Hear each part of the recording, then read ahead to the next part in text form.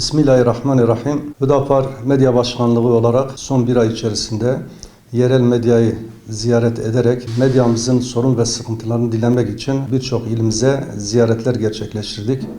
Bugün de Bingöl'deyiz. Bingöl'de de önemli medya basın kuruluşlarını ziyaret ettik ve sorunlarını, sıkıntılarını dinledik. Gündemle ilgili de kendi düşüncelerimizi, partimizin açıklamalarını kendileriyle paylaştık. Genel olarak yerel medyanın en büyük sorunlarından birisi her ildeki karşılaştık bulunan ilan kurumunun maalesef tasarruf tedbirleri kapsamında vermesi gereken ilanları kısması ve bunun neticesinde de bu medya kuruluşlarımızın, gazetelerin çok ciddi bir maddi sıkıntı içerisinde kalmaları. İkinci sorun da her ilde bulunan icra müdürlüklerinin yerele icra ile alakalı reklam ve ilan vermesi gerekirken maalesef özellikle İstanbul gibi büyük şehirlerdeki ulusal medyalara yerelle alakalı ilanları vermesi neticesinde yine bir sıkıntı oluştuğunu biz gördük. Şikayetler dinledik bu konuda.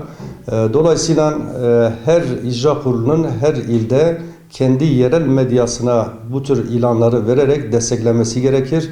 Diğer bir husus da mülki amirlerin ve belediyenin başta olmak üzere yerel medyanın güçlendirilmesi için, halkımızın doğru bilgi alınması için ve medyanın bağımsız ve tarafsızlığını sağlamak adına en azından reklam da olsa yerel medyaya verilip güçlendirilmesi gerekiyor.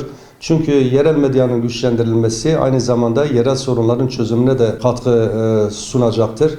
Biz bu tür sorunları dinledik. Bununla ilgili de gerekli açıklamaları da yaptık yerel medyaya. Bugün dünyanın gözü önünde bir yıldan fazladır Siyonist terör rejiminin işlediği katliamlar ve soykırımlar hala devam etmektedir.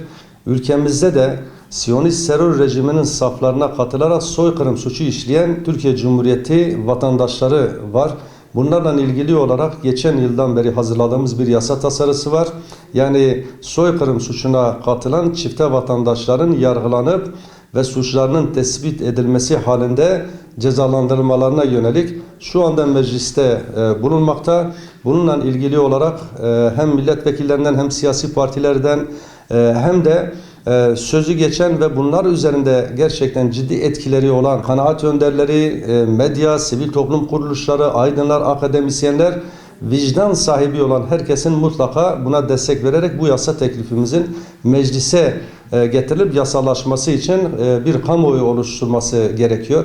Bunun için de birçok ziyaretler gerçekleştirdik ve inanıyorum önümüzdeki süreçte en azından bu mazlum ve mustazaflara karşı bu katliam yapanlar, soykırım suçuna katılanlar, bebekleri, kadınları, yaşlıları, camileri, yani kutsallık adına ne varsa bütün kutsalları çiğneyen bu barbar düşünceye sahip olan çifte vatandaşların cezalandırılması için elimizden geleni yapacağız. Türkiye'de yargılanıp da ceza alanlar, yani işlemiş oldukları suçlar sabit olanların vatandaşlıktan çıkarılması ve aynı zamanda Türkiye dışında izletseler bunların mallarının müsaade edilerek özellikle aile ve gençlik fonuna aktarılmasını biz öneriyoruz.